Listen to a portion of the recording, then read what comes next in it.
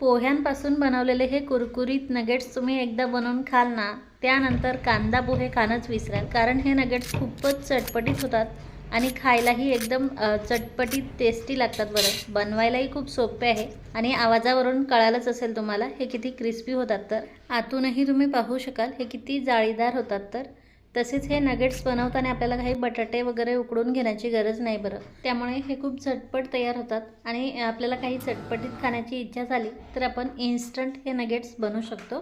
तर लगेच हे पोह्यांचे कुरकुरीत नगेट्स कसे बनवायचे हे आपण पाहूया. त्या अगोदर एक छोटीशी विनंती आहे, रेसिपी पूर्ण बघा आणि तुम्हाला जर माझी ही रेसिपी आवडली तर प्लीज व्हिडिओला लाईक आणि शेअर करा. तर हे कुरकुरीत नगेट्स बनवण्यासाठी आपल्याला 1 कप पोहे घ्यायचे आहे. जाडवाले पोहे घेतलेले आहेत मी. तुम्ही जाड पातळ कुठलेही पोहे घेऊ शकता. फक्त हे पोहे आता आपल्याला 2-3 पाण्याने स्वच्छ धुवून घ्यायचे आहे आणि पोहे धुवून घेतले की आपल्याला भरपूर पाणी घालायचं आहे यात. म्हणजे पोहे भिजून वरती पाणी राहील इतपत पाणी घालायचं आहे आणि हे पोहे आता 10-15 मिनिट भिजू द्यायचे आहे.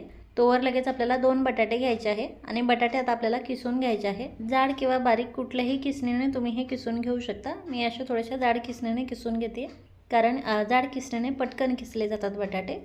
दोन्हीही बटाटे किसून घेतले मी. बटाटे किसून झाले की हा बटाट्याचा किस देखील आपल्याला 1-2 पाण्याने स्वच्छ धुवून घ्यायचा आहे आणि त्यानंतर पाणी निथळण्यासाठी एखाद्या जाळीत किंवा चाळणीत ठेवायचं आहे.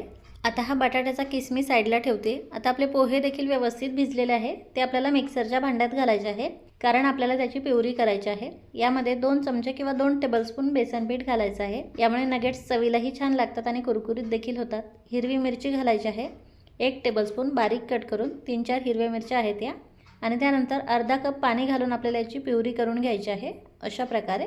आता लगेच गॅसवरती कढई ठेवायची आहे. यामध्ये आपल्याला 1 टेबलस्पून तेल घालायचं आहे. तेल व्यवस्थित गरम झालं की 1 छोटा चमचा भरून जिरे घालायचं आहे. 1 छोटा चमचा बारीक कट केलेला लसूण घालायचा आहे. जिरे आणि लसूण आता व्यवस्थित तळून घ्यायचं आहे. लसणाला हलकासा गोल्डन कलर आला की आपल्याला बटाट्याचा किस यात घालायचा आहे. हा आता आपल्याला व्यवस्थित मिक्स करून घ्यायचा आहे आणि तेलामध्ये एखादा मिनिटभर छान परतवून घ्यायचं आहे आणि यामध्ये थोडंसं मीठ घालायचं आहे जेणेकरून या बटाट्याचा किसला चव छान येईल. आणि त्यानंतर आता यावरती झाकण ठेवून हे थोडंसं सॉफ्ट होईपर्यंत आपल्याला एखादा मिनिटभर छान शिजवून घ्यायचं आहे. 1-2 मिनिट शिजवून घेतल्याच्या नंतर यावरचं झाकण काढायचं आहे. बटाट्याचा किस आता आपला छान सॉफ्ट झालेला आहे थोडासा. त्यानंतर आता आपल्याला चिली फ्लेक्स घालायचा आहे अर्धा चमचा. गाजर किसून घालायचं आहे आवडीप्रमाणे. 1/4 कप गाजर घातला मी. तुमच्याकडे असेल तर घाला, नसेल तर तुम्ही नाही घातला तरी चालेल. गाजर देखील थोडासा परतवून घेतला की आता आपल्याला आपण जे पोह्यांची प्युरी बनवलेली आहे ती यात घालायची आहे. थोडीशी कांदापात कट करून घातली मी. तुम्ही यात आवडीप्रमाणे भाज्या घालू शकता. बरं, तुम्हाला आवडत असेल तर जास्त भाज्या घातल्या ना तरी काही हरकत नाही आणि नसेल आवडत तर मग फक्त बटाटा आणि पोह्यापासून देखील तुम्ही हे नगेट्स बनवू शकता. आता ही पोह्यांची प्युरी आपल्याला घट्ट होईपर्यंत शिजवून घ्यायची आहे. पोह्याची प्युरी बनवताना आपल्याला जास्त पाणी घालायचं नाही बरं, नाहीतर हे मिश्रण लवकर घट्ट होत नाही. त्यामुळे कमी पाणी घातलं तर हे लवकर घट्ट होतं. आता हे मिश्रण घट्ट झालेलं आहे, कढई सोडायला लागलेलं आहे. तर लगेच गॅस बंद करते मी आणि याला आता थंड करून घेते. हे थंड झाल्यावर अजून घट्ट होतं. मिश्रण आपलं पूर्ण थंड झालं की आपल्याला हे छान व्यवस्थित मळून घ्यायचं आहे आणि याला थोडंसं सॉफ्ट करून घ्यायचं आहे. मिश्रण जर हाताला चिटकत असेल तर थोडासा तेलाचा हात लावून घ्यायचा आहे आणि मग सॉफ्ट करून घ्यायचं आहे. आता आपल्याला याचे नगेट्स बनवायचे. हाताला थोडंसं तेल लावून घेतलं मी आणि या मिश्रणामधलं थोडंसं मिश्रण घेऊन याला मी असं हाताने परत एकदा छान मळून घेते, थोडंसं सॉफ्ट करून घेते आणि त्यानंतर आता यातलं थोडं मिश्रण घेऊन आपल्याला नगेट्स बनवायचे आहे लंबगोल आकारात. तुम्हाला पाहिजे तो आकार तुम्ही नगेट्सला देऊ शकता किंवा याच आकारात थोड्याशा मोठ्या साईजचे नगेट्स देखील तुम्ही बनवू शकता, फिंगरच्या आकाराचे, किंवा या मिश्रणाचे तुम्ही गोल गोल बॉल्स देखील बनवू शकता. बरं, मेदू वड्याचा देखील आकार देऊ शकता याला, किंवा डायरेक्ट साधं पोळीसारखं हे मिश्रण लाटून पाहिजे त्या आकारात तुम्ही हे कट करून घेऊ शकता आणि त्यानंतर फ्राय करून घेऊ शकता. फक्त आपल्याला आपण जे नगेट्स बनवतोय ते थोडेसे असे सॉफ्ट करून घ्यायचे आहे म्हणजे हे तेलामध्ये फुटत नाही. आता काही मिश्रणाचे मी नगेट्स बनवून घेतले, हे आपण फ्राय करून घेऊयात. बाकीचे याचे मी नंतर करणार आहे. नगेट्स तळून घेताना तेल आपल्याला कडकडीत गरम करून घ्यायचं आहे आणि त्यानंतर कढईत मावतील तेवढे नगेट्स तेलामध्ये सोडायचे आहे. जास्तही नगेट्स आपल्याला तेलामध्ये सोडायचे नाही बरं, नाहीतर याची साईड चेंज करायला प्रॉब्लेम होतो. तसेच आता एकदा तेलात टाकले की आपल्याला गॅसची फ्लेम कमी करायची आहे आणि एक साईड हे व्यवस्थित तळू द्यायचे आहे. आता याला हलकासा सोनेरी कलर आला आहे, थोडेसे तळले ते, त्यामुळे याची साईड चेंज करून घेते मी.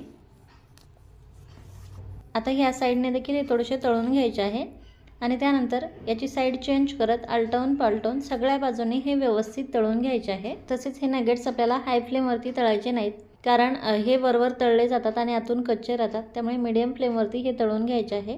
आता आपले नगेट्स छान व्यवस्थित तळलेले आहे, कलरही खूप छान सुरेख आला आहे। हे मी आता काढून घेते। यातलं सर्व तेल निथळवून घ्यायचं आहे। यातलं तेल निथळण्यासाठी थोडा वेळ साईडला ठेवायचं आहे आणि लगेच तेलामध्ये दुसरी बॅच ॲड करायची आहे।